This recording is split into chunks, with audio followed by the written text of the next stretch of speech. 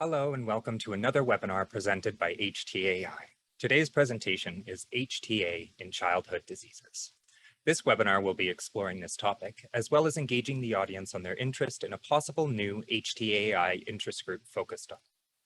During the webinar, some polling features will be used.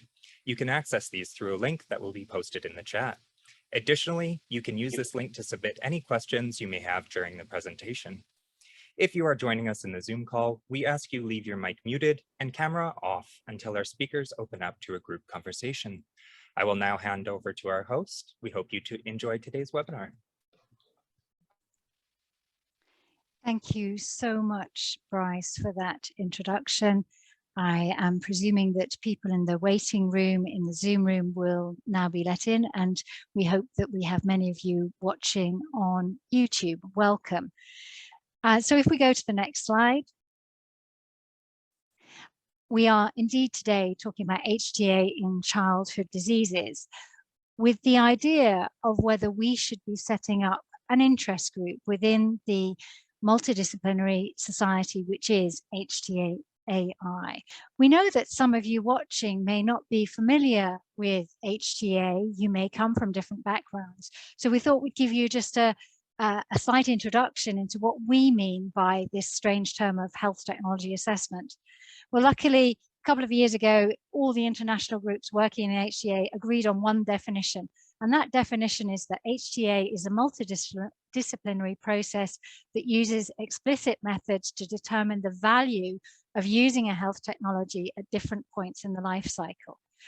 And it's used for decision making. And often that's about pricing and reimbursement decisions, which means it indicates whether patients have access to technologies or not. And in this setting, technologies can cover anything from vaccinations to prevention, to medicines, devices, diagnostics, and indeed rehabilitation. If we move on to the next slide, a key element of health technology assessment is the determination of the value of a health technology. And that must be undertaken in a wide variety of ways. This should include dimensions of clinical effectiveness and safety. And every HTA body around the world considers this aspect, particularly of relative effectiveness compared to the best standard of care.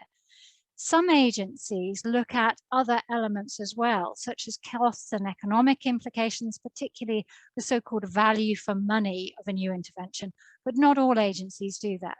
Some agencies look at ethical, social, cultural, and legal aspects. Some look at organizational and environmental aspects, and others look at wider implications in determining value, taking into account the perspectives of patients, relatives, and caregivers and citizens. So if we move on to the next slide with that kind of understanding of what HTA is, let's think about this society of HTAi. Its purpose is to promote and develop the use of HTA to systematize decision-making about technologies and make it transparent. And it hosts a range of interest groups, and these are professional and scientific forums for all those who undertake, use, and have an interest in HTA.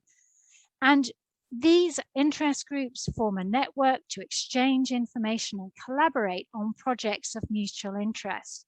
They can share information, but most importantly, they can develop new research materials and ideas. And a number of the interest groups, like those for patient and citizen involvement, for ethical aspects, for medical devices, for hospital-based HTA that already exist in HTAi, have developed materials which are used internationally.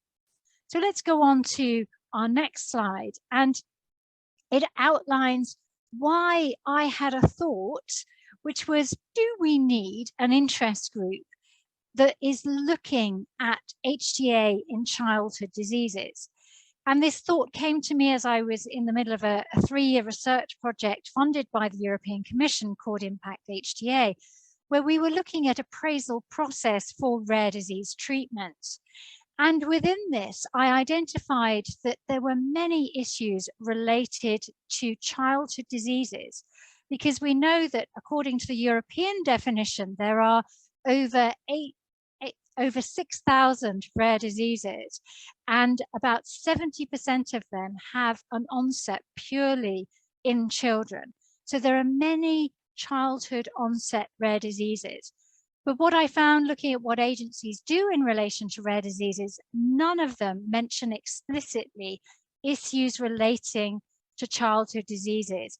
And if we go to the next click, we can see here that the issues we saw arising were issues relating to what outcomes we should be studying, what are suitable measurements in children.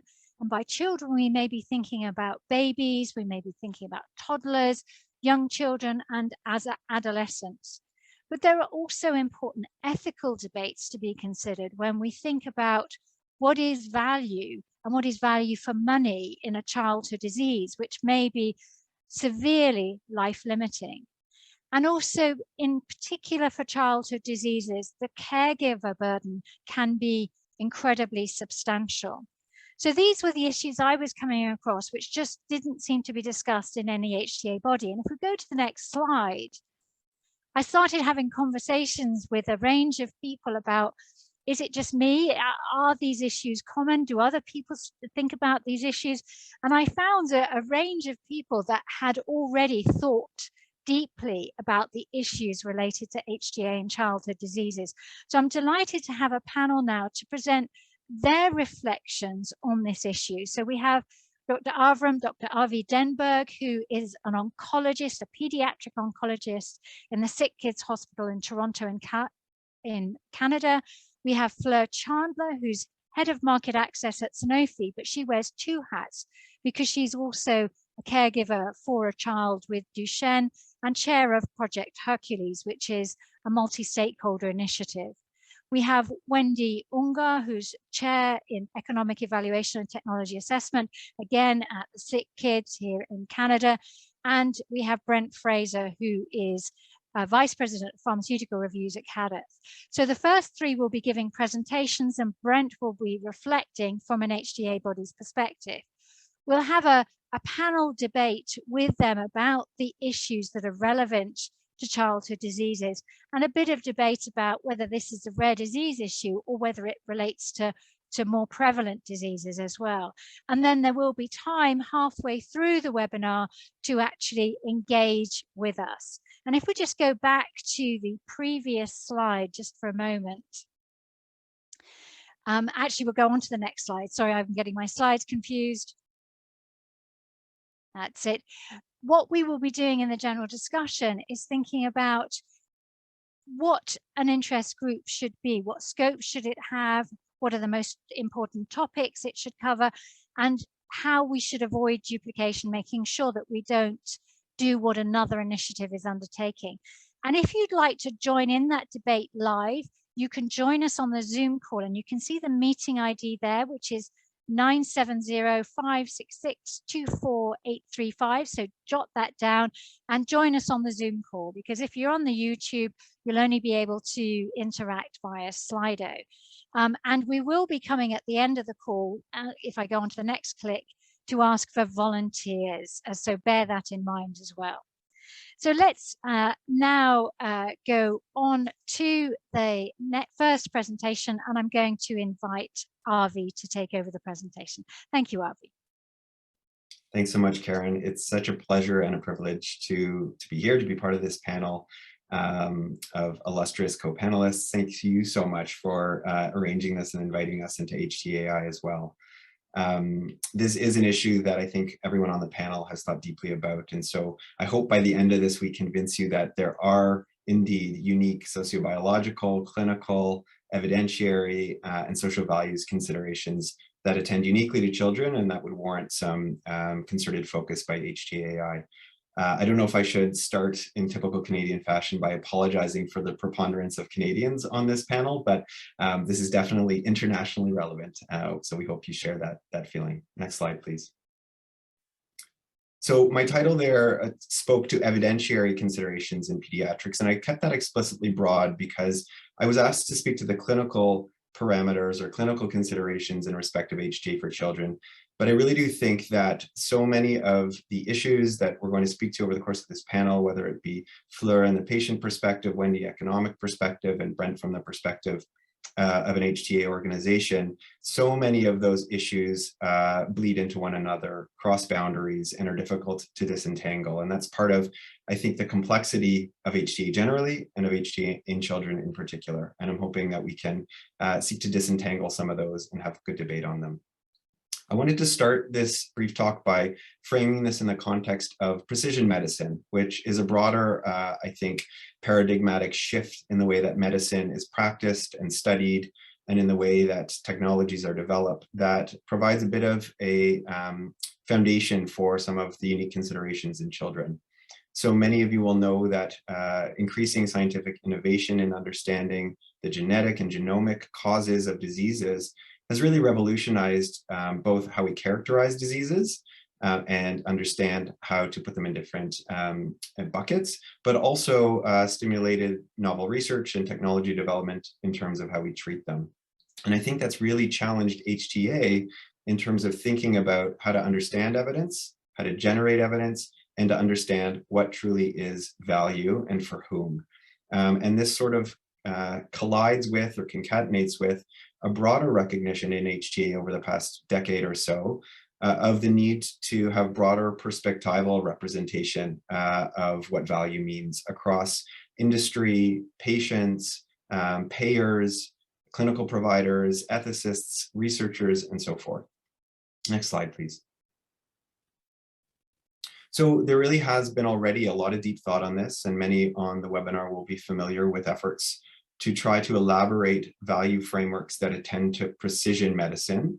I've just listed a couple of examples here from work done at ISPOR and in journals such as Value in Health that try to really isolate what are the differences that a precision medicine paradigm brings to bear on HTA in terms of understanding the value of diagnostic tests and how they align with treatments, or understanding new uncertainties that arise as a result of this new mode of precision medicine.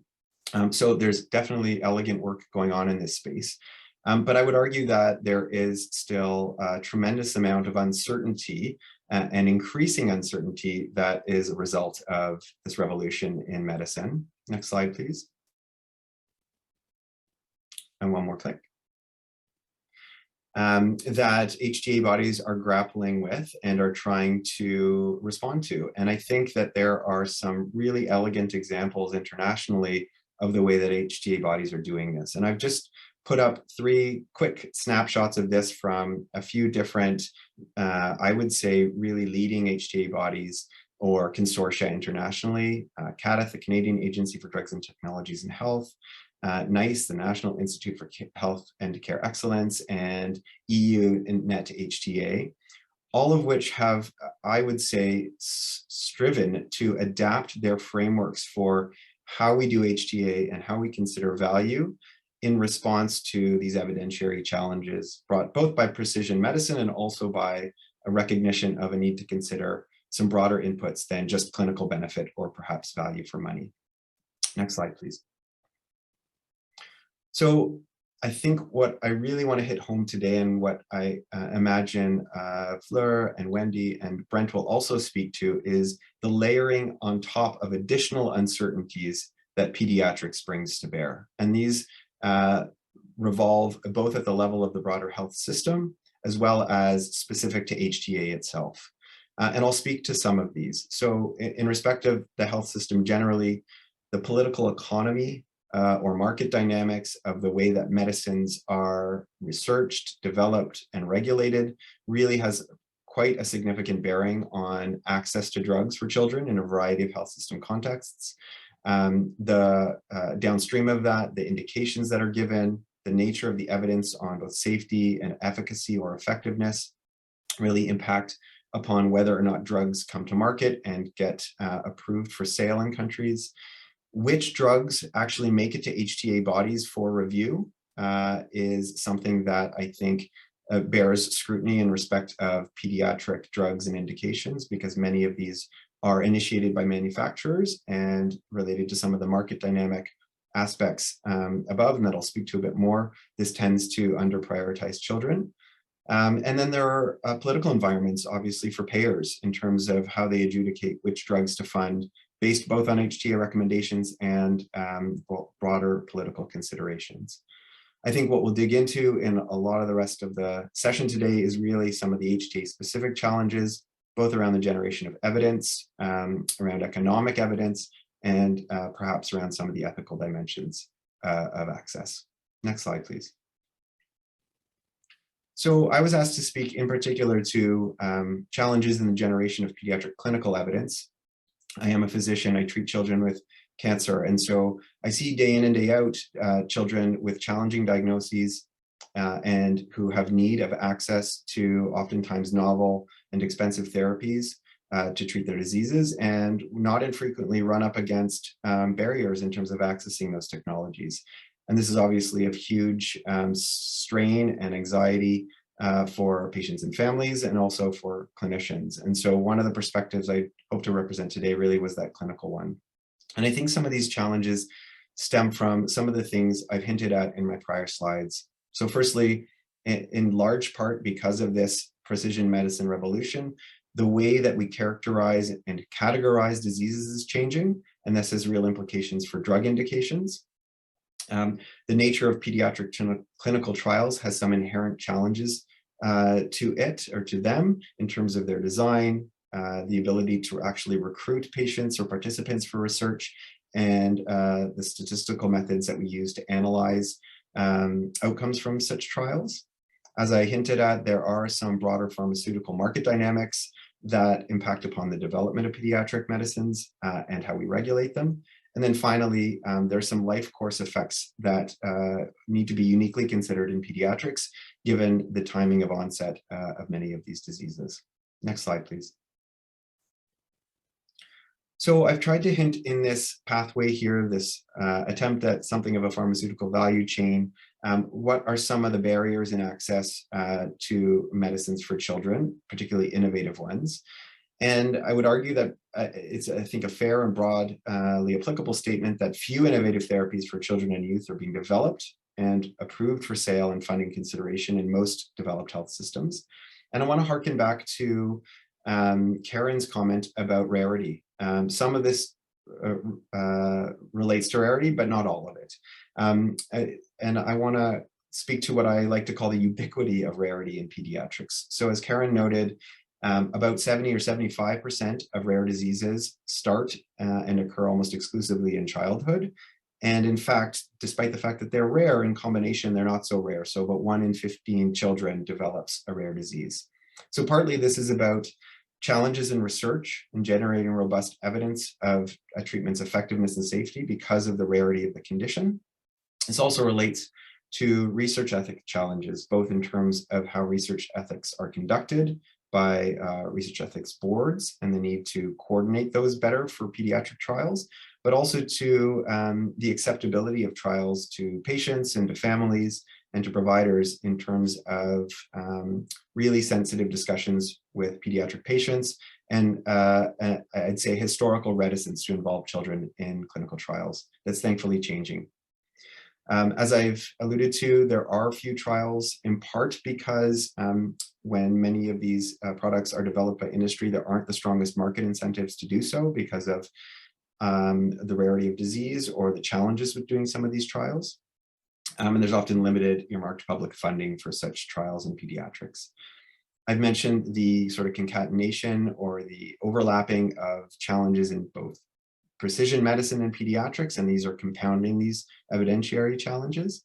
And this combination of a limitation in incentives for industry and some weak obligations on the part of some regulators to both incent and compel the submission of drugs for pediatric HTA evaluation leads to few pediatric indications, limited formulary listings, and a lot of off-label prescribing for kids, which is pretty well the norm.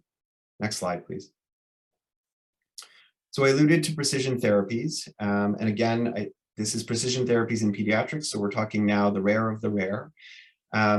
Again, precision medicine is treatment targeted to fight or fix an underlying, often genetic cause of disease. these treatments oftentimes represent either the only or really promising new avenues of therapy for complex and rare diseases in pediatrics, and they're often very expensive, so have outsized impact on healthcare budgets. And I've just put up one example of a fairly revolutionary therapy in TRK fusion positive cancers, which has real relevance to a number of pediatric cancers. But as you can see from this waterfall plot here, is applicable across a range of both adult and pediatric cancers. And HTA agencies that have been challenged to assess this technology for public funding have really run up against what to do in the context of a histology agnostic indication, meaning we're not talking about the specific type of cancer anymore in terms of where it happens, but we're really talking about a treatment that targets the genomic change underlying cancer's development, and how to make sense of the benefit of this therapy from things as broadly applicable but different as colon cancers and infantile fibrosarcoma in children. So that the nature of the evidence is really challenging at a clinical level for HTA organizations to deal with. Next slide, please. So this is a very busy slide, and I apologize for that, but I wanted to at least give a broad sense of some of the thinking that's going into how to innovate in pediatric trial design and in trial design more broadly to adapt to this emerging uncertainty. And this is nice work done by the Canadian Council of Academies about 8 years or so ago. And really what these flow diagrams demonstrate is, at a high level, I think, the need to ask some really challenging and pointed questions about what information is out there, what information needs to be generated, and what information both clinicians and regulators and HTA bodies need to be able to be comfortable with in terms of ascribing clinical benefits to a medicine and being comfortable that a medicine can move forward for sale in a country and ultimately funding. And the panel on the right alludes to some flexibilities that might need to be built into trial designs in order to accommodate this uncertainty and some of the dynamics in children. And that could include things like adaptive or sequential designs to trials, the consideration of whether or not to use placebo controls or active comparators, thinking about things like N of 1 trials, or working across networks or multiple centers to generate larger recruitment volumes, and a variety of other things. 1 minute, Avi. Yeah, one further click, please. And I wanted to speak quickly to some emerging trial designs relevant in adults, but of particular relevance in children that are seeking to do this. I'll go maybe to the next slide quickly, just given time, to give you a sort of real lived example of how this is playing out. So this is a snapshot of an approach to trial designs, courtesy of colleagues that are part of a precision oncology network for children in Canada called Profile. And really what this attempts to show you is the array of types of innovative approaches to trials and therapy that need to be considered if we're to get access to different innovative therapies for children with a variety of cancers. And this encompasses things like basket trials, which much like that larotrectinib example I showed you, take a whole range of cancers with the same underlying change and apply the same treatment to them and see what happens. To things like umbrella trials, these capture cohorts here that take a variety of, platform trials that take a variety of different cancers and look at different drugs and drop some arms and add some arms, as well as things like N of 1 trials. All of which to say there's a need for real innovation in how we think about trial design and actually how we think about outcomes. Next slide, please. I think there's also need for and room for regulatory reform to do a better job of dealing with this uncertainty, and both incentivizing, that's the carrot, and compelling, that's the stick, regulators to do a better job of this. And I just picked out two, I think, really robust examples of how some stringent regulatory authorities in both the United States and the FDA, and in Europe and the EMA, are seeking to innovate in the regulatory space through legislation that both incentivizes and compels pharmaceutical manufacturers to generate pediatric clinical trials data. And we don't have time to get into this too much now, but I'm happy to speak to this a bit more in our discussion. Next slide, please. And so lastly, very quickly, I think we can't forget life course impacts of therapies. This is just a quick snapshot of some results from the the Childhood Cancer Survivor Study, which looked at the implications of cancer therapy on kids across the life course. And really what you're seeing here in these numbers is a huge outsized relative risk for a number of very serious health conditions in survivors of childhood cancer as compared with their siblings. So we know that these therapies have implications for children as they grow into adulthood. These are often deleterious, and these impact kids across the life course. And we need to factor that into HTA. Next slide, please. This is, I think, my last slide, and I just wanted to end with, because I think it goes into Fleur's talk really nicely, a little bit more of the patient perspective and the need to widen the value lens. So as I mentioned, we need to think more creatively and more flexibly about outcome measures. And I think absolutely critical to that is thinking about patient-reported outcomes and what patients and families value. I think we also need to consider what payers and what the general public thinks are criteria of value that should be brought to bear to pediatric HTA. And we have an increasing opportunity to do that with a variety of the innovative research that's happening internationally in this space. Next slide, please. So with that, I'll close and I'll thank all my collaborators, SickKids and internationally, and say I have no disclosures or conflicts of interest, and I'll pass the baton to Fleur. Thanks so much. Thanks so much, Avi. Over to you, Fleur. Thank you, Avi. The next slide, please. Thank you. I'm delighted to join you today, and I'm really pleased to be in such illustrious company. As Avi said, I'm going to bring the industry and patient perspective. As Karen mentioned earlier, I do have several hats. My first hat is that one from an industry perspective. I'm a health economist and HTA specialist with about 30 years experience in industry and clinical trials, health technology assessment, health economics at a global, regional and local level across several companies. I'm also a parent. I've been a parent for 18 years. I have 2 children, and I've been a parent to a child with a rare condition for 13 years, as my son Dominic was diagnosed when he was 3. Some of those years were also spent in a clinical trial. So I have another hat, which is actually being a clinical trial participant. So 2 years of our lives were spent in a clinical trial. And I also have the hat of being part of the patient organisations. I'm on the advisory board of Duchenne UK. So with that in mind, I will have some hats on, one or all of them during this presentation. So have the next slide, please, Ivani. I'll very quickly recap on this, because this is Karen illustrated this beautifully earlier on. But essentially, we do know why we need to evaluate new health technologies, and this is what a payer is looking for. So from an industry perspective, we have to understand that this is what we need to provide to enable the payers to assess a new health technology. And this isn't just in children, but this is in everything. So is the intervention needed? Can we identify the patients? Is it safe? Does it work? How well does it work? How meaningful is it to the patient and the family? Is it worth it? Can we control its use? And can we afford it? So those are the sort of tenets of the health technology assessment. And if we go to the next slide, please, Ivani. This is what it typically looks like.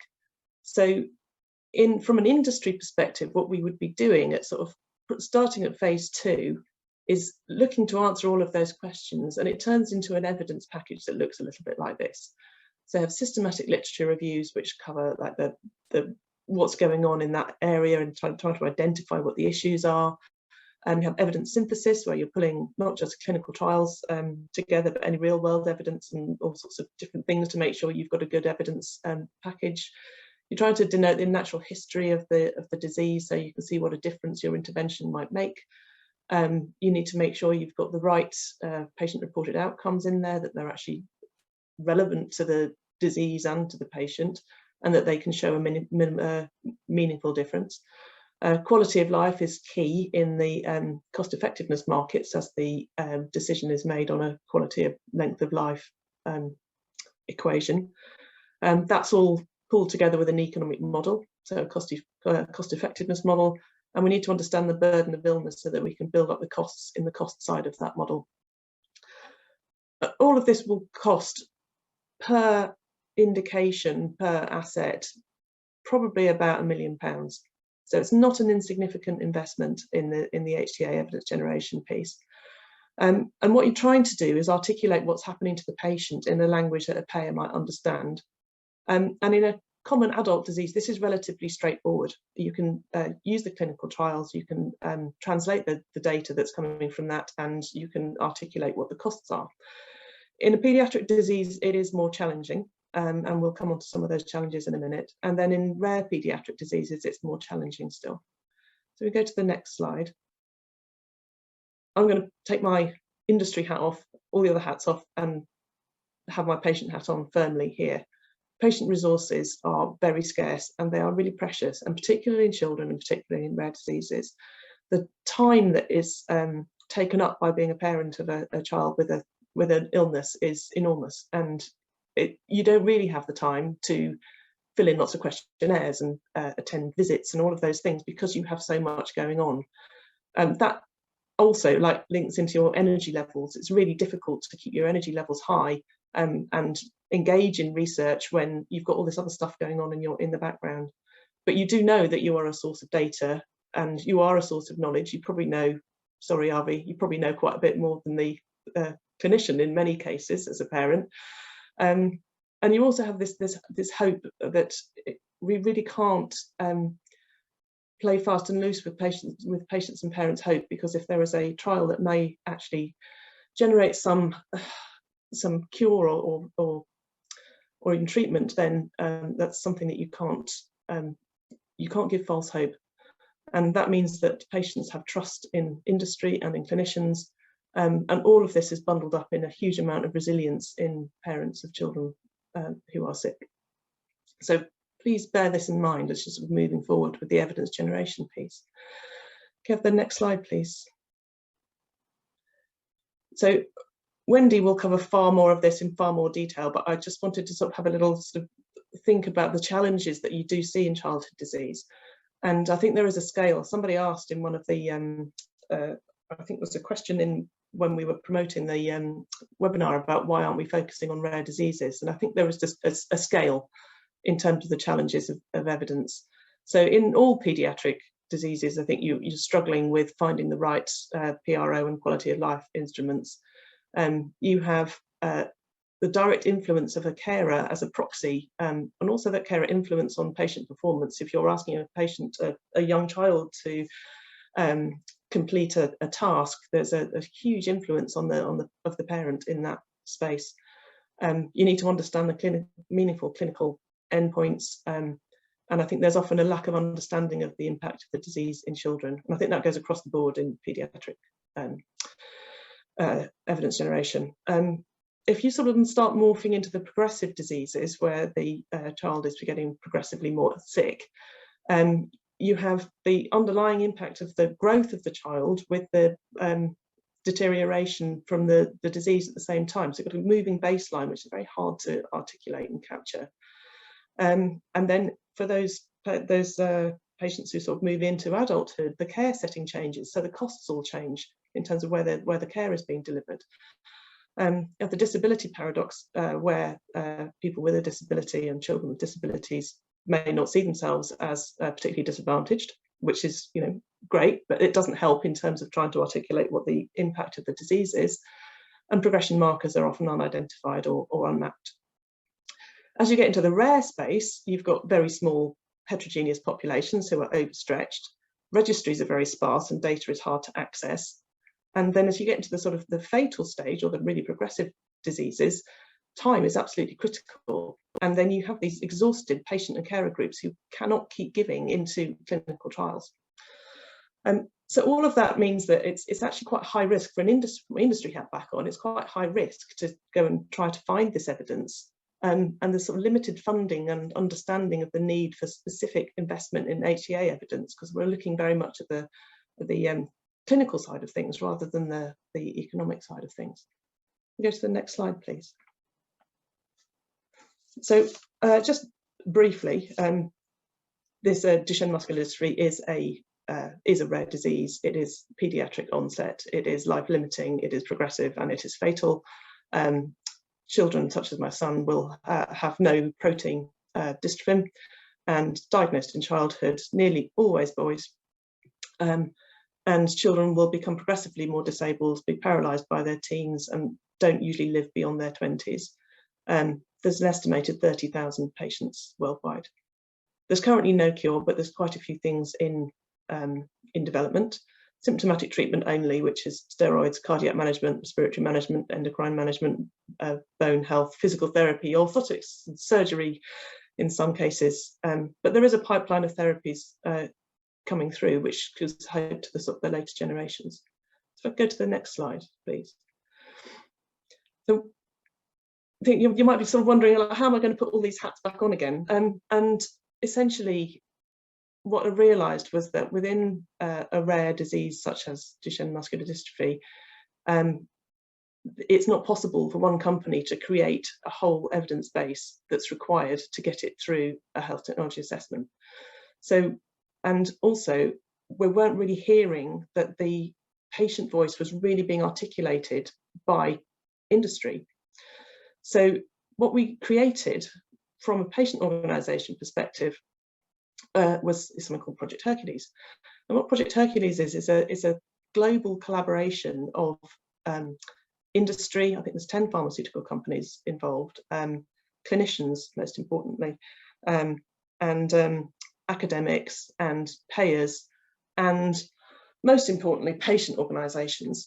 And what we're doing is creating a evidence base suitable for health technology assessment in Duchenne that can be used by all of the companies, regardless of the mechanism of action of their drug, and therefore providing a gold standard evidence base for Duchenne muscular dystrophy.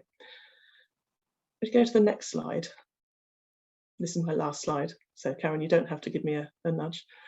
So this is what it looks like. So I think remember on the first slide that we had, we talked about what sort of evidence you might need for an HTA in a childhood disease. And what Project HERCULES has done is flip that round a little bit, and it's not generated by industry, but it's being led by a patient organisation. And what we've done is created that evidence base. So we've pulled data from across the globe, because it's a rare condition. You can't focus on one country. You have to go global. We've identified disease states, created a natural history model, did a massive review of quality of life metrics used in Duchenne, and came to the conclusion that they weren't adequate. So created a new quality of life metric, which will be a preference measure. It's in that process now. We looked at burden of illness and what's really impacting on the patients. We've created a economic model which all of the companies can use, because it can be you can use cost utility, cost effectiveness, cost minimization, any of those types. We've gone for HTA advice, so we've been to EU Netta and NICE, and we've done the systematic literature reviews and evidence synthesis. So we've basically done all the heavy lifting, but from a central perspective, which means that we now have an evidence base for Duchenne muscular dystrophy and HTA. So it's been taken 4 years to get to this point, which is staggeringly fast, and probably faster than an individual company would have been able to do it. And it's only happened because we've had the interest of pharma companies, we've had interest from academia, and we've had the support of the HTA agencies as well in the activity. So, well, why has it been successful? I mean, the advantages of this process are things like funding, it's spread the cost and the risk across the companies. It's easier to access the data if you come at it from a patient perspective. It's standardized and gold standard. So all of the companies that we use to do this, sorry, my phone's ringing. All of the companies we used to do this, or the academic groups, are sort of world leading in what they do.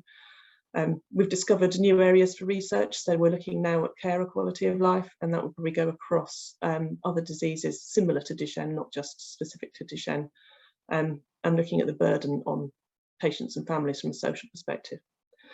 So it's just a different way of going about things. I hope it's helpful for you to understand it. And I'm always open to have questions about it. And I'm going to stop there and hand over to Wendy.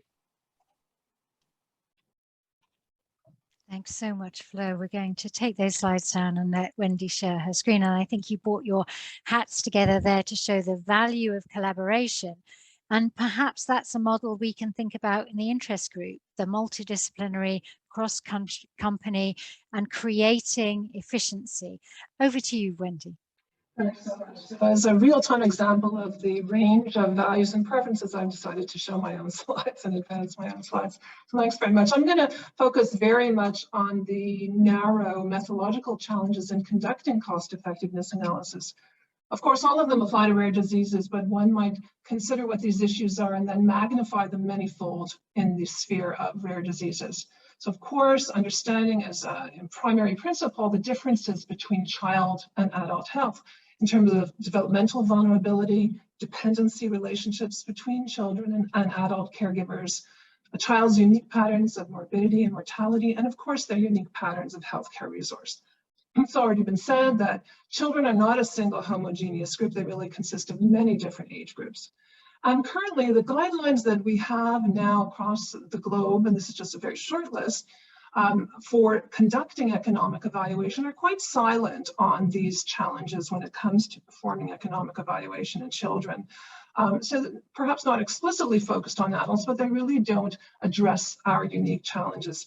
I'd say the most progressive guideline is possibly the Washington panel, the US-based guideline that in their 2016 update did consider some of the spillover effects, caregiving effects, and additional payer perspectives that would be relevant when conducting economic evaluation in children. So one can understand that there are complex and changing relationships between a child and all of the adults around them. And this very much will influence how a child can access and use healthcare services. They're dependent on these gatekeepers. Children are not their own agents in terms of accessing and consuming care. So their ability to access care will naturally have an important influence on their outcomes, on their response to treatment. And it goes without saying, or perhaps it should be said, that a child's illness will directly affect the health and well-being of everyone around them, all of their family members, siblings, parents, and other individuals.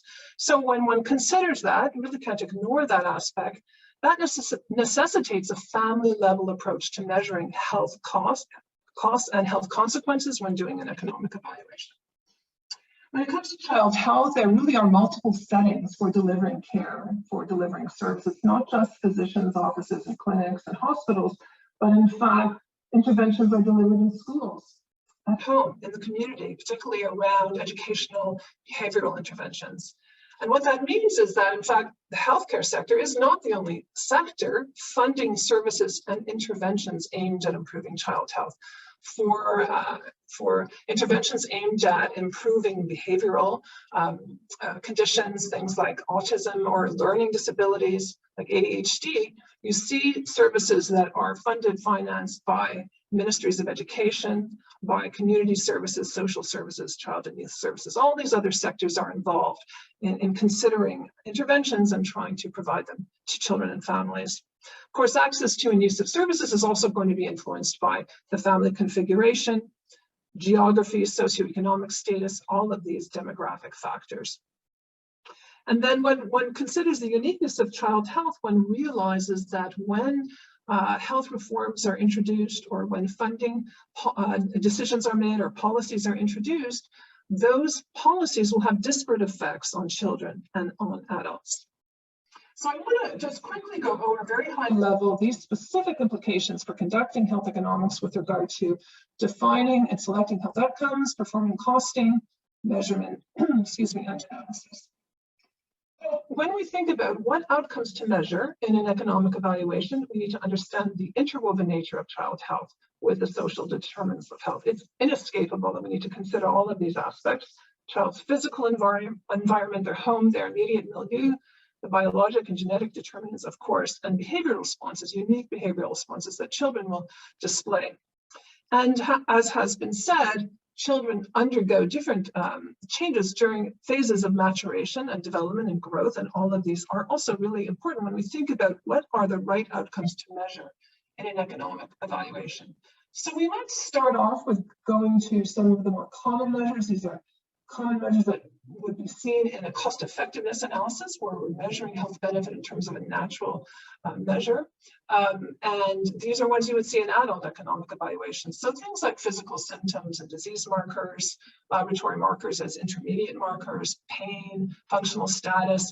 And then we get into outcomes like duration of life and quality of life. And as we move towards the preference-based measures of quality of life, that enables the calculation of a quality adjusted life year, the recommended approach, very powerful universal metric for comparing benefits across patient groups, across populations in order to make efficient funding recommendations. So yes, we can start off with some of these common measures, but sometimes they're inadequate or they don't exist or they're really non-valid in pediatrics. So then we might want to go to some child-focused measures that might confer more meaning, more insight into how children are responding to new interventions.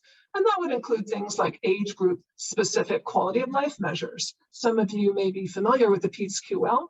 This is a licensed generic quality of life instrument that actually has versions for all these different age groups, and the data can be pooled. So it's quite a powerful and valid measure for measuring quality of life in children.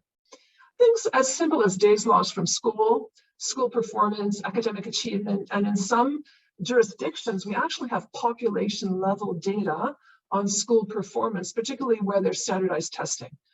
So, you know, you can be a bit imaginative and think about how we might look at child productivity and child outcomes by using some of these measures.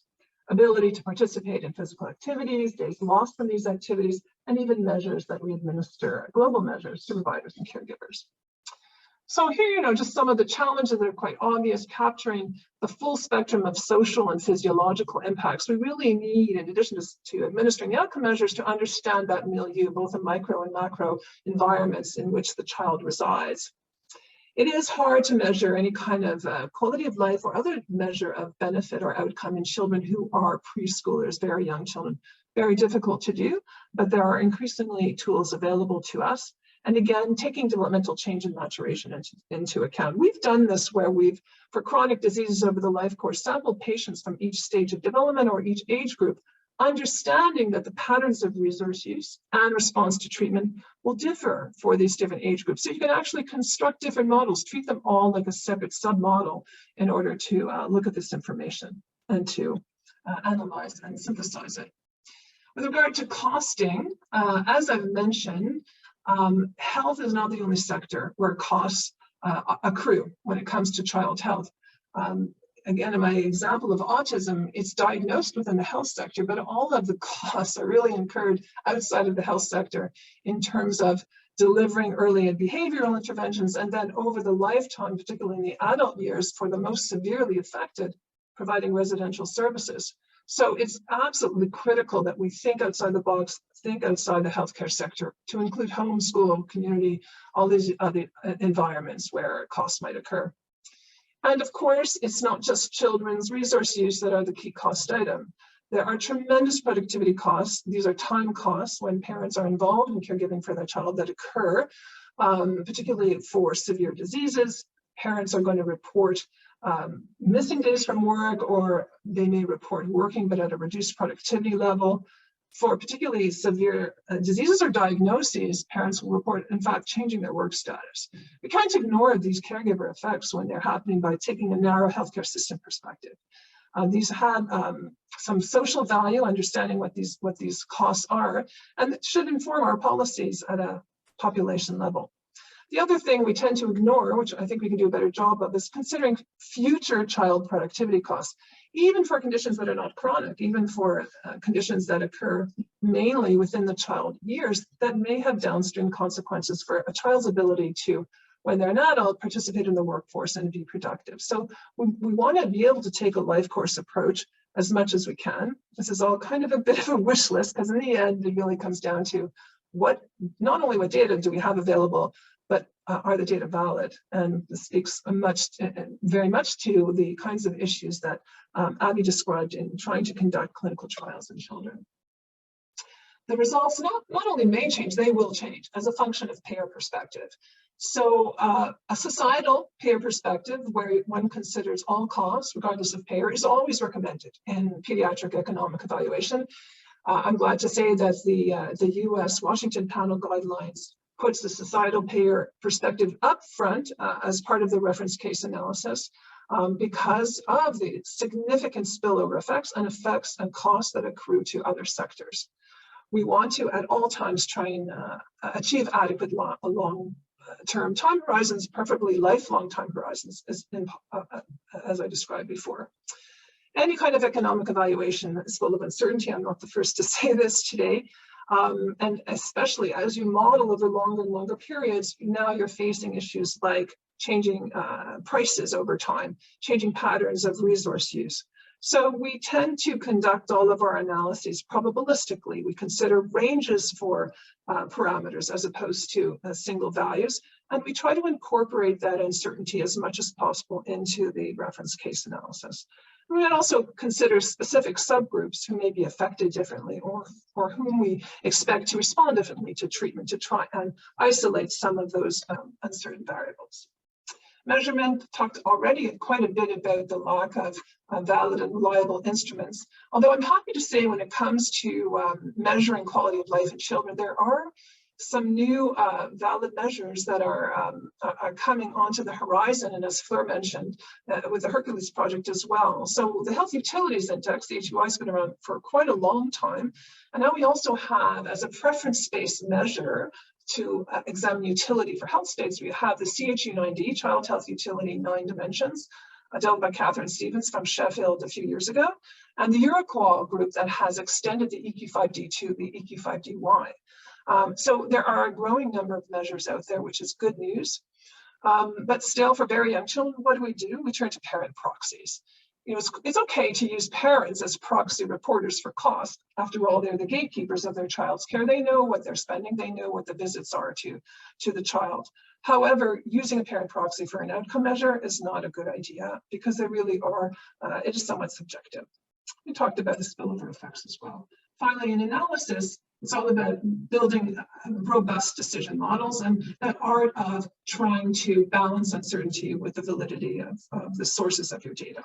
Things like discounting, looking at cost to multiple individuals are all things that we try to consider when we build our models. So I'm just going to end with this slide on the good news front. This shows you the growth in pediatric economic evaluations over the years since 1980. This is from our PED database, which we maintain at our research group. The red curve indicates the cost effectiveness analysis analytic technique, where the outcome is simply a clinical or health measure of effectiveness. The green curve is cost utility analysis, where we look at qualities. And you can see that there's been quite a steep increase in the number of cost utility analyses over the years. Now it's really taken over as the most common measure. So the news is good. I'm happy to expound further during the panel and during the discussion. Thank you. Wendy, thank you so much for finishing that trio of presentations there, which took us through from clinical research through to how industry looks at this in terms of market access, and then in terms of the details of economic evaluation, and making us think broader beyond just the fact, you know, children aren't little adults. They have completely different things we need to consider when we're thinking about value, and that wider societal perspective which you gave us there. So Brent, I'll turn to you now as a senior official in CADA. You know, does CADA think about HTA of childhood diseases in any different way? What are your thoughts on what you've heard? Thanks, Karen. Absolutely, we do. And I have to say thank you to all the panelists, because you've made my job a lot easier by highlighting all of the concerns that we have identified in the HTA space for pediatrics. In our strategic plan, we've actually called out doing more work in the pediatric sector, because we're seeing that this is becoming more and more of an issue over time, and particularly for cancer therapies, where there is a great need for approving funding for pediatric indications. But what we tend to see, though, is that the sponsors or manufacturers of these products are not submitting to the regulator. And one of the issues that we run into quite frequently is limiting our assessments, and we provide funding recommendations to the public drug plans to the indications that have been approved by Health Canada. And as was mentioned earlier, Canada does not have an economic incentive to create or produce pediatric data with new therapies that are coming forward. I think that might be something that Health Canada is looking at, but I obviously can't speak on their behalf. We often are asked by payers as to whether or not there is any evidence available to extend some of our recommendations to include pediatric populations. And often the indications themselves will say or adults 18 years of age and older. That really limits our ability to then kind of generalize our assessment into the pediatric population. And based on what we've heard today, that actually may not even be appropriate, considering which age group we may be asked to provide some guidance on. And I know that the payers are particularly challenged because you could have an indication for 18 and above, but it's almost inevitable that you're going to have one or two cases where somebody is 17 years of age or 16 years of age. And that then becomes quite a political discussion in Canada, and I would guess in most jurisdictions around, well, why can't you just extend it down to 16? And I think the panelists have identified quite closely about the lack of data in many of these patient population groups that make the HTA assessment quite difficult. And so we are talking to the regulator, we are talking to clinicians about what data is out there and how do we potentially work with the issues that are in front of us. We don't want to go against the regulator. We don't want to be seen as promoting funding beyond what the approved indications are, although we know that many of these products are used off-label. But it's a bit of a tough dynamic for us to provide recommendations that may be considered contradictory to what our regulator has authorized for the use in Canada.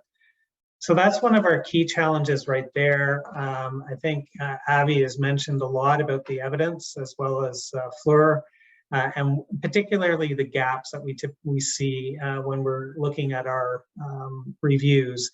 I do agree, as Wendy has said, we probably have to take a different perspective on how we do some of our economic modeling, particularly since we see with the more complex therapies coming in, larotrectinib is a great example.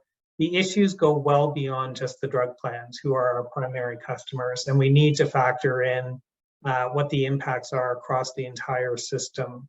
Our work uses a health system lens, and I do appreciate that results in us not factoring in more societal considerations in our analyses.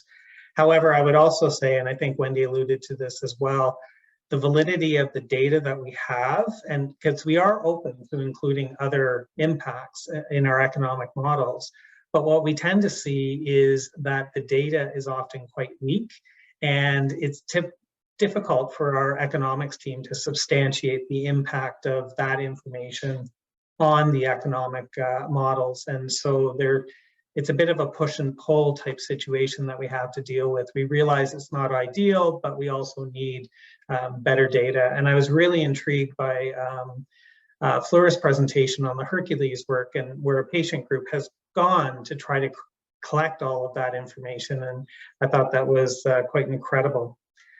The other part around the complexities, I think we rely on our clinical experts to provide guidance around these funding recommendations. They are often challenged by these new trials that are coming forward. How do you actually take that information and sort of shift the paradigm of how you look at this data from our usual perspective, which is tumor specific or disease specific, to something that's much broader than that? And how do you shift your mindset so that you're crafting recommendations that are fair? Particularly when you see a lot of discrepancies within that data that might be tumor specific. So it's a challenge for our expert committees to sort of adjust accordingly to the data that's in front of them. One area that we are exploring quite a bit is the use of real-world data, real-world evidence to help supplement the information that we have. We're not using this as a way to replace the trial data, but we know that there are a number of gaps, particularly with pediatric indications. And so again, that's what we've been talking to the regulator about, is if we were to use clinical data and supplement that with real world evidence to develop some of our funding mechanisms, would they have concerns with that? And rightly so. Their main issue is if that data is available, they would prefer that the manufacturer submit that to them so that they can include that indication, as opposed to other groups kind of not working around them, but coming up with different approaches to how some of this information is digested. And ultimately, for everybody, it would be better to actually have it in the indication and having it submitted for review. But I realize that there may not be a funding investment. The return on investment is obviously not positive for a lot of pediatric indications, given the size of that population within Canada and other jurisdictions as well. So I think I'll stop at that and have to thank my panelists. As I said, they made my job very easy because they've highlighted a lot of concerns that we're struggling with as well. Thanks so much for that, Brent. And after the audience have heard your reflections, I'm going to ask the audience a question to get them involved now. So we're going to run our first Slido, which is going to ask the question, you've heard a lot of issues being discussed here. Are there other issues you think we should be considering in relation to HTA of childhood diseases? And Bryce from HTAi will be opening that now. We'll continue our discussion for a bit, give people time to link into that. We as panelists won't type in. We'll see what the others have to say, and we'll come back to that in a few minutes. Brent, just one clarification there. You mentioned the particular issue about the case where there is a treatment for an adult condition and no data for children, bringing that back. I wonder if you have specific reflections on the treatments which we're now seeing coming through for a number of diseases that start in childhood or indeed are predominantly childhood, like Duchenne or some of the other neuromuscular disorders, and whether you think there are specific issues you're seeing with those. So I think Fleur highlighted a couple of these within her presentation as well. One of the key issues that we tend to run into is understanding the natural history of these diseases. We are seeing some treatments coming forward for indications that we have very limited understanding of. Some of the metabolic, inborn metabolic errors of metabolism. Sorry, I probably didn't say that properly. Yeah.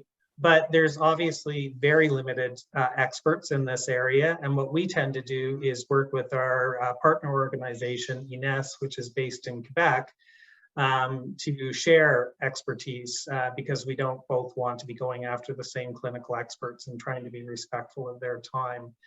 But when we ask them, how is this data going to affect the later stages of the disease, a lot of that information isn't available. So our clinical experts, our expert committees are trying to look at all of this data, try to understand where the place in therapy is and what the overall impacts of these treatments are. And this is particularly an issue in the rare disease space. We've often had to talk with our committee members to say, look, we realize the data is not as robust as what you would see in a broader population of patients, but there may need to be a bit of a leap of faith that the initial information that's being seen does have ramifications later on in life.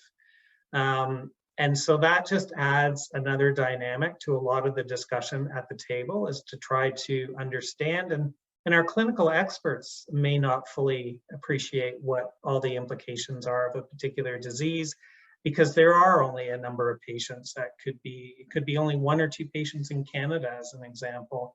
And so they just don't have enough information to be able to help answer some of those questions that many of our experts are asking as well. And that's a really interesting issue there. Of course, I come from Scotland, as you can see from my background, and with only 5 million people, there are a number of diseases where we have no experts in Scotland, and we're lucky we can send them across the border to England. But it is a real challenge here. We talk about paucity of evidence, but the paucity of knowledge is key here as well, and the paucity of clinical expertise, patient expertise as well. Fleur, you mentioned there about, you mentioned kind of about the burden. One of the things that I'm kind of sometimes reflective of in the UK is that we may have UK patient groups, but actually there can be 3 HTA submissions going on at the same time. Do you see a way in which, you know, for childhood diseases where the input of particularly adolescents, but the carers as well is so important, that we could improve that for the way in which we engage with patient groups and with carers to kind of streamline the way we engage with patient groups?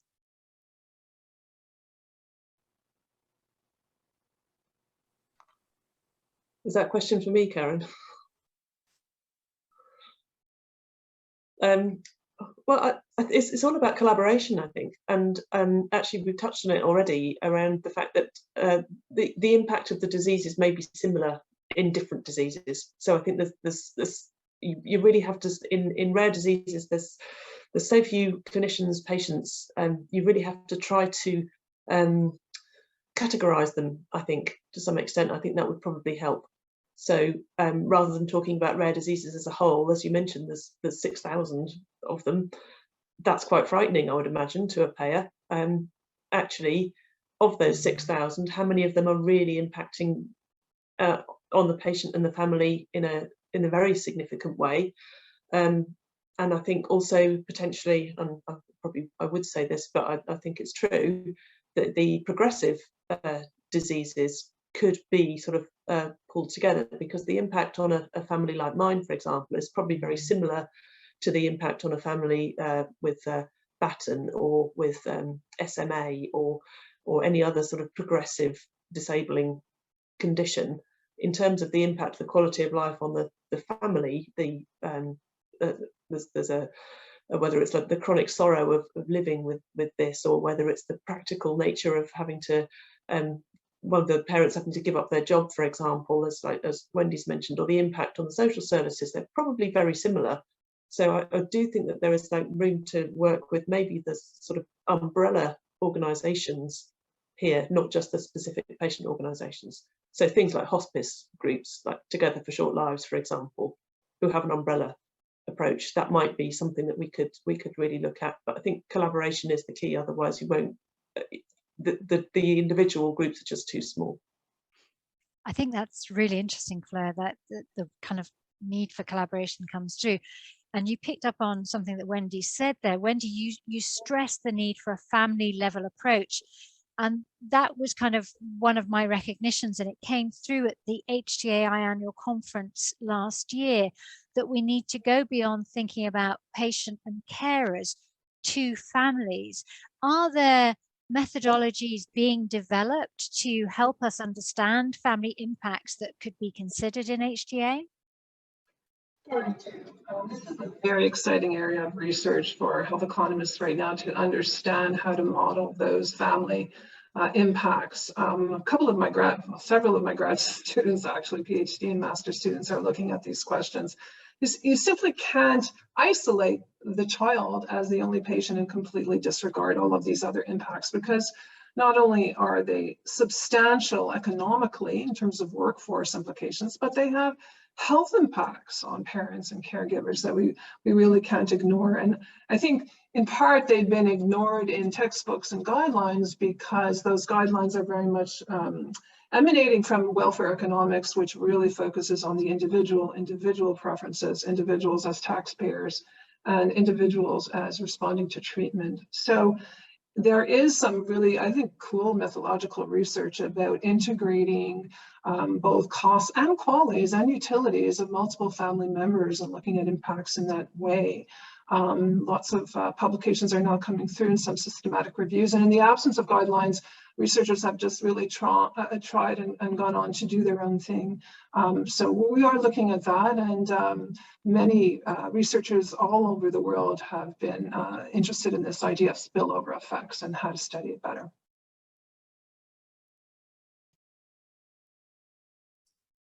Oh, Karen, you're on mute. Why was it me that had to do that? One of the comments we've had in is about is there a role for kind of novel drug medicine policy in relation to children? And Fleur, I wonder if you could describe a little bit about what happens in the UK. There's a special medicines policy, isn't there, for children? Can you share anything about that? Yeah, so there's the Medicines for Children Act. But it really sort of applies more to the diseases we're talking about here, not so much the rare ones, but things like asthma, for example, where it is a disease that would affect anybody at any period in their life. You've managed to get your reimbursement through for an adult population, and then there is the capability to just have a discussion around enabling access to that medicine for children. So I've simplified that grossly, but that's sort of where it fits. And I think it's quite interesting that it doesn't seem to apply in these childhood diseases. So it seems to be very much for the those diseases which also impact on children, rather than ones that only impact on children. But there is some movement in that space, which is really helpful, because we don't often have the evidence for pediatrics, as I think it was Brent was mentioning earlier. We don't often have the evidence in those groups because the trials haven't been done. Karen, I wonder if I could speak to that a little bit as well. Yes, I please think do. I think the issue of policy and kind of really broader level overarching and encompassing policy is really such an insightful question. And so there's such a lack. So to pick up on what Fleur was saying earlier, she really, I think, stressed and hit home the need for collaboration. What I would add to that is the profound need for representation. There isn't much of a political voice around a lot of these issues for children. And Brent spoke to some of the breakdowns in linkages between levels of decision-making around pediatric drug policy and access to drugs for kids, from regulators through HTA bodies, through payers, and into the clinical spaces. So I think, frankly, and even a webinar like this and HTAi contemplating a distinct working group, the fact that I can speak more to the Canadian context, that CADITH is really attending quite sensitively and thoughtfully to pediatrics now and how to innovate in that space, a recognition that pediatrics is distinct. All of those things are so profoundly important in not only identifying the issues, but in beginning to collaborate to surmount them. In Canada now, to be specific about policies, regulators are beginning to consider pediatric-specific provisions in the regulatory policy, and there's broader initiatives afoot to think about strategies for rare diseases broadly and pediatrics within that ambit. So I think it's such an important question. HTA is one piece of access. It's only one piece. And if we're not attending to all these pieces sort of in tandem and together, the problem won't get solved. I think that's really insightful. And certainly in your slides, I remember you showing the regulatory initiatives, and actually in the EU, I think the pediatric investigation plan has been quite successful in encouraging research. And one of the things that has been mentioned, and I wonder, Wendy, if you've had any engagement with this, is the kind of potential for real world data in this space. I think that Canada has some great registries. Is there potential work we could be doing here? Yes, I mean, all of the limitations that Abby so nicely pointed out. I'm only familiar with Canadian studies, but there are registries and cohorts, I would say, to a limited extent, fill the vacuum of the lack of randomized controlled trials, which is still the gold standard way of measuring effectiveness. But Canada's small enough such that many specialist clinicians can band together in networks across the country. They know each other, and without too much pain, build networks that allow for ongoing observational longitudinal data collection. And there are many different patient conditions where this is happening, and making their data more and more available. And I don't know if Avi wants to speak to the example of POGO, the Oncology Network, and Pediatrics, but that's exactly what we need, that we can use. And the one thing I would also add is that I also have a role, another hat, where I'm actually sit on 2 different HTA decision-making committees, and they will access unpublished data. They will go directly to the registries, newborn registries and other registries, and have an open channel of keeping all the patient confidentiality and private health information respected. They will access data that's never been analyzed before, specifically for HTA purposes. So those types of things need to happen. Great. Does anybody else want to kind of reflect on rare diseases, real world data? I was going to, oh, sorry. I was just going to add that the Critical Path Institute in the US was a really helpful source for us, helping us pull together diverse registries. I think one of the issues, and again, there's always issues, is around that registries don't necessarily collect the right things or the same things or at the same time. So trying to pull those together can be quite difficult. But again, working with groups like the Critical Path Institute is possibly the way forward. Sorry, Brent. It's okay. I was just going to mention that there is a fair bit of work that we're trying to do within CADIF to look at what real world evidence is available, the data. I think what we tend to see is that there could be data that's being collected that people aren't aware of. And so our RWE lead is reaching out to those organizations to see what is available and how could it actually apply to some of the work that we are doing and making those linkages.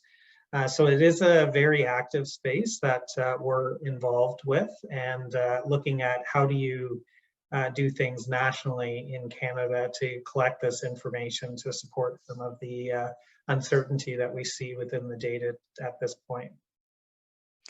And I think it was mentioned earlier about, Wendy, you mentioned about the development of PROs in certain childhood diseases and the generic EQ5DY. I'm wondering if there's a need for more novel outcomes when it comes to children. Is there a role for mobile apps or kind of AI? And I'm looking at Fleur here again, because I know that there's something going on in Duchenne. And I wonder, Fleur, if you want to tell us about that. And I can see Wendy smiling, so then I'll come back to Wendy as well, and then to Avi from the clinician's perspective. Yeah, I'll unpick some of that. So I think around the sort of quality of life measures that are across all diseases, I think they can be challenging in specific diseases, and particularly in childhood things. And it goes back to the growth piece that, so things like, can you do your usual activities? Those usual activities are changing, not just because you're growing up, but also because you're potentially becoming more disabled. So your usual activity may be, yes, I can still play on the Xbox, but actually that's not what your usual activity should be. It should be playing football. So a lot of those quality of life measures are quite tricky in those progressive diseases. In terms of the sort of more exciting novel endpoints, there is a company called Appraisal who are looking at wearable devices and measuring sort of range of movement and what that range of movement might mean in terms of quality of life and capability of children. So there is quite a lot of work, and it's not just in Duchenne, it's in other areas as well, with the wearable devices and tracking activity and making it actually more interesting and fun for the child to answer the questions. Because having been in a clinical trial where we have been subject to multiple questionnaires, I could tell you that it would depend very much on the day, the time of day, the mood, what he'd had for lunch. Anything might have influenced that answer to those questions rather than what was actually happening to him physically. That's really important insight there. So thank you, Fleur. Wendy, your thoughts on this? Yeah, just briefly, I mean, the qualities are very polarizing. I think love them or hate them. People have strong opinions about them, particularly in child health. It's hard to escape their universality and power of that when making funding recommendations. However, they do definitely fall short either measures don't exist or the quality of life constructs they contain don't reflect a child's reality. So I was just going to mention the capacity index, capability index, there's ICE-CAP. This is where we consider not just improvements to quality of life, but what that means for the child in a meaningful way, that they can go back to school, that they can learn, and that they can be thrive in a more, and so there's actually Dr. Al-Janabi, Harith Al-Janabi, and then there's the ICE-CAP group, I think in the UK, which are developing measures that specifically, these are psychometric measures, and they can actually quantify capability in a way that's quite useful.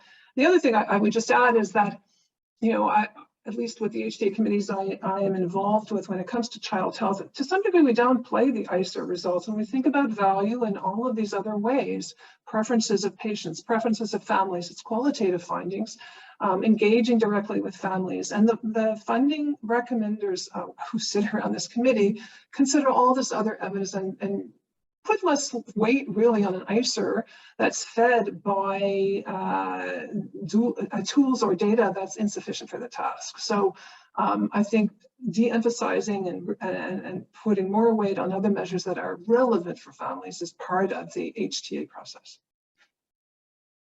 I think that's really important. Avi, I wonder if you've got any kind of thoughts on this about where we should be emphasize how we should be undertaking the HTA from a kind of clinician's perspective. You see what's happening to the children, you're trying to undertake the best clinical research possible and deliver the best evidence. What should HTA be doing differently, do you think? So I would, I think Fleur's point earlier that the patients and families know more than the clinicians is important to bear in mind when I'm answering a question like this, really with humility. But Wendy took the words out of my mouth. So I love it when the health economist speaks to the value of qualitative findings. I do a lot of qualitative research, and I think that there is no supplanting rich deliberation in HTA committees to contextualize any of the quantitative findings that are put before committee members. I think, again, voice and representation are critical, and that's a tricky one because that needs to balance the fine line between testimonials and incorporating perspectives with advocacy, and that's not always easily done. You know, I think there's a need, Karen, to think more broadly and innovatively about what value means, and I tried to start with that.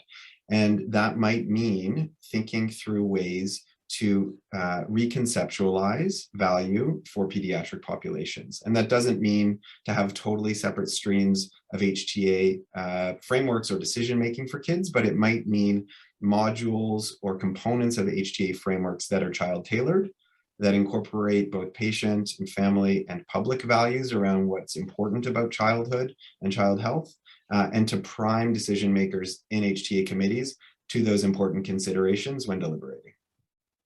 That's great. Thanks, Avi. And I'm going to come back to you in a minute for a sort of reflection on whether after this discussion you think we need an HTAi interest group. But there's one thing we haven't discussed yet, and we had tried to get an ethicist onto the panel because you've talked about the need for a wide perspective. But when we talk about value, I indicated that some organizations do an ethical analysis. And Brent, I think in CADATH you do an ethical analysis for some projects. Would you do it for HTA related to childhood disease technologies? I think it's possible. Where we tend to do our ethics analysis is more in the complex therapies. So for example, gene therapy, because there are a number of implementation components to that do require a bit of an ethical lens with respect to implementing. Recognizing that we're getting more and more complex issues coming to our expert committees, we have added an ethicist to both our oncology and non-oncology expert committees, recognizing that there will be more reliance on their inputs as we deal with some of these very challenging issues.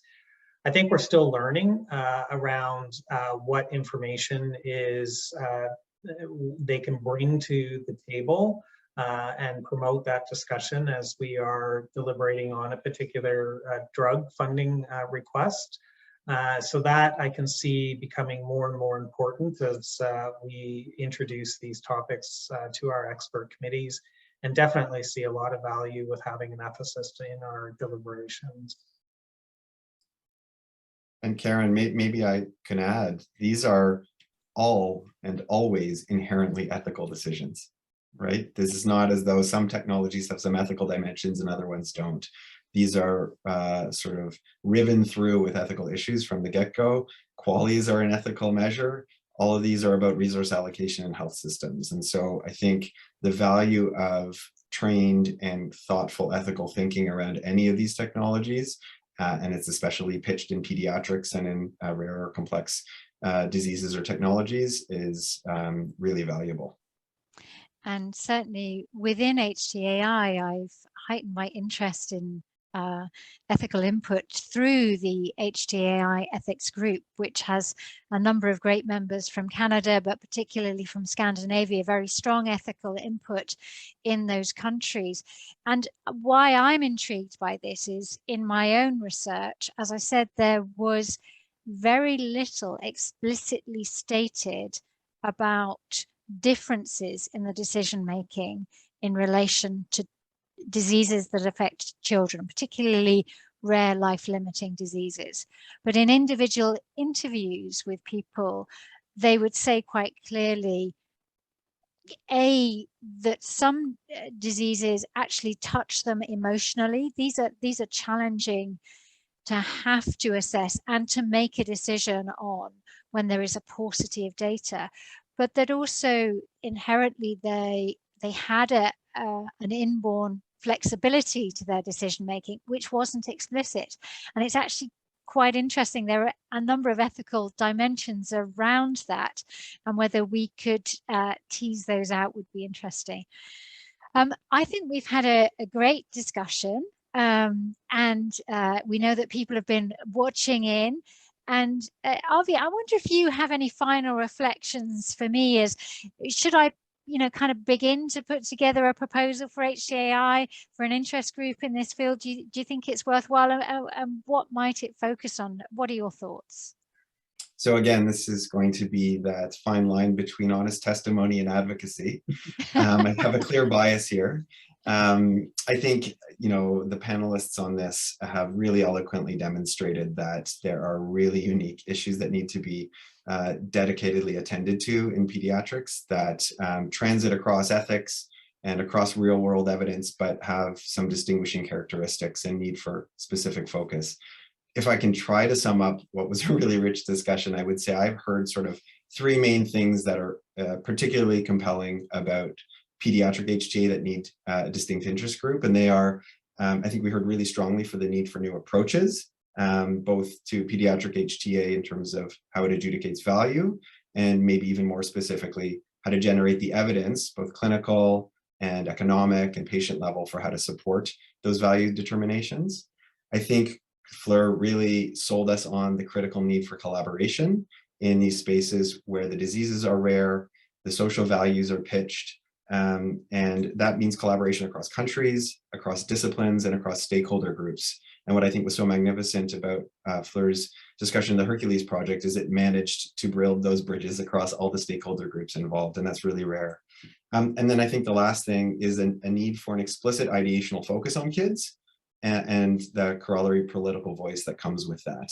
Without that specific focus, some of this will happen in the margins in the rare space and in the RWE space, but it won't happen for children in a concerted way. So that's my plug for the HTAi Child Health Technologies Assessment Interest Group. We very much would welcome interest and members, and I think open to discussions about what might be foci for that interest group.